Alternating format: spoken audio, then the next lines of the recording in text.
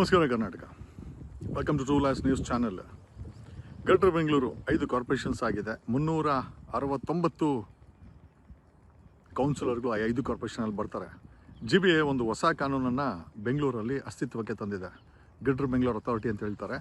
So ಹಿಂದೆ ಇದ್ದಂಥ BBMPಯನ್ನು 5 ತುಕಡಿಗಳು ಮಾಡಿ ಒಂದು ಹೊಸದಾಗಿ ಬೆಂಗಳೂರಿನ 5 ಕಾರ್ಪೊರೇಷನ್ಸ್ ಆಗಿ ವಿಂಗಡಣೆ ಮಾಡಿದ್ದಾರೆ. ಅದರಲ್ಲಿ 369 ಕೌನ್ಸಿಲರ್ಸ್ ಗೆದ್ದು ಬರುವಂಥ ಸಾಧ್ಯತೆ. ಮುಂದೆ ಜೂನಲ್ಲಿ ಎಲೆಕ್ಷನ್ಸ್ ಆಗಬೇಕು ಅಂತ ಇದ್ದಾರೆ. ಬಟ್ ಅದಕ್ಕೆ ಮುಂಚೆ GBA ಕಮಿಷನರ್ಗಳು ಒಂದು ಹೊಸ ಕಾನೂನು ತಂದಿದ್ದಾರೆ. ಏನಂತಂತಂದರೆ 40 ಅಡಿಗಿಂತ ಕಡಿಮೆ ಇರುವ ಅಂಗಡಿ ಮತ್ತು ಮುಂಗಟ್ಟುಗಳು ಮತ್ತು ವಾಣಿಜ್ಯ ಸಂಘಗಳು, ಅಂದರೆ 40 ಅಡಿ ರೋಡ್ಗಿಂತ ಕಡಿಮೆ ಇರೋ ಆ ಜಾಗದಲ್ಲಿ ಕಟ್ಟಿರುವಂಥ ಅಂಗಡಿ ಮುಂಗಟ್ಟುಗಳಿಗೆ ಲೈಸೆನ್ಸನ್ನು ರಿನ್ಯೂ ಮಾಡಲ್ಲ ಅಂತ.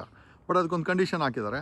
2015 ನಂತರ ಕಟ್ಟಿರುವಂಥ ಅಥವಾ ಅಸ್ತಿತ್ವಕ್ಕೆ ಬಂದಿರುವಂಥ ಅಂಗಡಿ ಮುಂಗಟ್ಟುಗಳನ್ನು 40 ಅಡಿ ರಸ್ತೆಯಲ್ಲಿ ಬಂದಿರುವಂಥ ಅಂಗಡಿ ಮುಂಗಟ್ಟುಗಳು ಆಗಿರ್ಬೋದು ಅಥವಾ ವಾಣಿಜ್ಯ ಸಂಕೀರ್ಣಗಳಾಗಿರ್ಬೋದು ಅಥವಾ ಏನೇ ಎಸ್ಟಾಬ್ಲಿಷ್ಮೆಂಟ್ ಆಗಿರ್ಬೋದು, ಶಾಪ್ಸ್ ಆ್ಯಂಡ್ ಎಸ್ಟಾಬ್ಲಿಷ್ಮೆಂಟ್ ಆ್ಯಕ್ಟ್ ಕೆಳಗಡೆ, ಕರ್ನಾಟಕ ಮುನ್ಸಿಪಲ್ ಆ್ಯಕ್ಟ್ ಕೆಳಗಡೆ ಅವುಗಳ ಲೈಸೆನ್ಸನ್ನು ರಿನ್ಯೂ ಮಾಡಲ್ಲ ಅಂತ ಹೇಳಿದ್ದಾರೆ.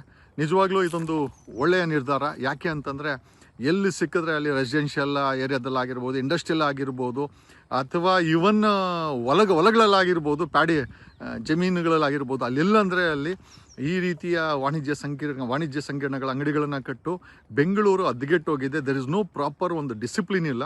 ಒಂದು ಡಿಸಿಪ್ಲಿನ್ ತರೋದ್ರಲ್ಲಿ ಮತ್ತು ಒಂದು ಹೊಸ ಒಂದು ಡಿಸಿಪ್ಲಿನನ್ನು ಗ್ರೇಟರ್ ಬೆಂಗಳೂರಲ್ಲಿ ಇನ್ವೋಕ್ ಮಾಡೋದ್ರಲ್ಲಿ ಈಗ ಈ ಒಂದು ಗ್ರೇಟರ್ ಬೆಂಗಳೂರು ಕಮಿಷನರ್ಗಳು ಅಥವಾ ಗ್ರೇಟರ್ ಬೆಂಗಳೂರು ಅಥಾರಿಟಿಯವರು ಈ ಒಂದು ಕಾನೂನು ತಂದಿದ್ದಾರೆ. ಇನ್ನು ಮುಂದೆ 40 ಅಡಿಗಿಂತ ಕಡಿಮೆ 2015 ನಂತರ ಯಾರ್ಯಾರು ಅಂಗಡಿ ಇಟ್ಟಿದ್ದೀರಾ, ಯಾರ್ಯಾರು ಮನೆಗಳನ್ನ ಕಟ್ಕೊಂಡಿದ್ದೀರಾ, ಆ ಅಂಗಡಿಗಳ ಲೈಸೆನ್ಸ್ಗಳನ್ನು, ಅಂಗಡಿ ಮುಂಗಟ್ಟುಗಳನ್ನು, ಅಲ್ಲಿ ಮಾಲ್ಗಳಾಗಿರ್ಬೋದು, ಯಾವುದೇ ಆಗಿರ್ಬೋದು, ಆ ಥರ ಲೈಸೆನ್ಸನ್ನು ರಿನ್ಯೂ ಮಾಡಲಿದೆ.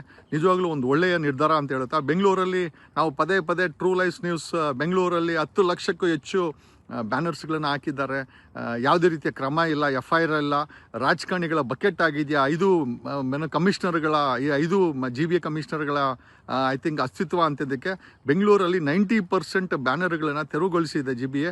ಸತತವಾಗಿ ವಿತೌಟ್ ಎನಿ ಡೈರೆಕ್ಷನ್ಸು ಈ ಕೆಲಸವನ್ನು ಪದೇ ಮಾಡ್ತಾ ಇರಬೇಕು. ಯಾವುದೇ ಕಾರಣಕ್ಕೂ ಹೈಕೋರ್ಟ್ ಆದೇಶ ಇದೆ, ಯಾವುದೇ ಕಾರಣಕ್ಕೂ ಬೆಂಗಳೂರಲ್ಲಿ ಬ್ಯಾನರ್ಗಳು ಕಾಣಿಸ್ಬಾರ್ದು. ಅದು CM ಆಗಿರಲಿ, ಡೆಪ್ಯೂಟಿ CM ಆಗಿರಲಿ, MLAಗಳಾಗಲಿ, ಮಿನಿಸ್ಟರ್ ಆಗಲಿ, ಅವ್ರ ಬಟ್ಟಂಗಿಗಳಾಗಿರಲಿ, ಯಾವುದೇ ಕಾರಣಕ್ಕೂ Bengaluru garden city, banner city ಅಲ್ಲ. ಈ ಬ್ಯಾನರ್ ಸಿಟಿ ಅನ್ನೋದನ್ನು ಅಳಿಸಾಕಿ ಮತ್ತೆ ಗಾರ್ಡನ್ ಸಿಟಿ ತರಬೇಕಾದಂಥ ಅವಶ್ಯಕತೆ GBAಗಳ ಮೇಲೆ ಇದೆ. ಕೆರೆಗಳನ್ನು ಡೆವಲಪ್ಮೆಂಟ್ ಮಾಡಬೇಕು, ಜನಗಳು ಕೂತ್ಕೊಳ್ಳೋಕ್ಕೆ ಜಾಗ ಮಾಡಬೇಕು. ಬರೀ ಗಾಡಿಗಳು, ಬರೀ ಬಿಲ್ಡಿಂಗ್ ಬಿಟ್ಟರೆ ಈ GBA ಲಿಮಿಟ್ಸಲ್ಲಿ ಏನೂ ಇಲ್ಲ ಅಂತ ಹೇಳುತ್ತಾ, ಇನ್ನು ಮುಂದೆ ಆದರೂ ಸಾರ್ವಜನಿಕರ ಜೀವನಕ್ಕೋಸ್ಕರ ಬೆಂಗಳೂರು ಇರಲಿ.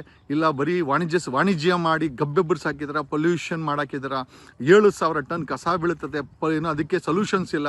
5 ಕಮಿಷನರೇಟ್ಗಳು ಈ ಒಂದು ರೀಸೈಕ್ಲಿಂಗ್ಗೆ ಒಂದು ಸಣ್ಣ ದೇಶ ಸ್ವೀಡನ್ನು ರೀಸೈಕ್ಲಿಂಗ್ ಮಾಡ್ತಾರೆ ಅಂತಂದರೆ ನಿಮಗೇನು ಬಂದಿರೋದು? ನೀವುಗಳಿಗೆಲ್ಲ IASಗಳಾಗಿ 2 ಲಕ್ಷ 3 ಲಕ್ಷ ಸಂಬಳ, ಗಾಡಿ ಎಲ್ಲ ಕೊಟ್ಟು ನಿಮಗೆ ಕಸ ರೀಸೈಕಲ್ ಆಗಲ್ಲ. ಬೆಂಗಳೂರಲ್ಲಿ ಪೊಲ್ಯೂಷನ್ ಇಲ್ಲ, ಕೆರೆಗಳೆಲ್ಲ ಮುಚ್ಚಾಕಿದೆ, ಕೆರೆಗಳು ತುಂಬ ಬರೀ ಟಾಯ್ಲೆಟ್ ಇದೆ, BWCS ಬಿಟ್ಟಿದ್ದಾರೆ, ಸಿವೇಜ್ ಟ್ರೀಟ್ಮೆಂಟ್ ವರ್ಕ್ಗಳಾಗ್ತಾ ಇಲ್ಲ. ತೊಗೊಂಡೋಗಿ ಕುಡಿಯೋ ನೀರನ್ನು ತೊಗೊಂಡೋಗಿ ಬಿಲ್ಡರ್ಗಳು ಕೊಡ್ತೀರಾ, ಬಿಲ್ಡರ್ಗಳು ನೋಡಿದ್ರೆ ಕುಡಿಯೋ ನೀರು ಬಿಡಿಸ್ಕೊಂಡು ಇದು ಮಾಡ್ತಾರೆ.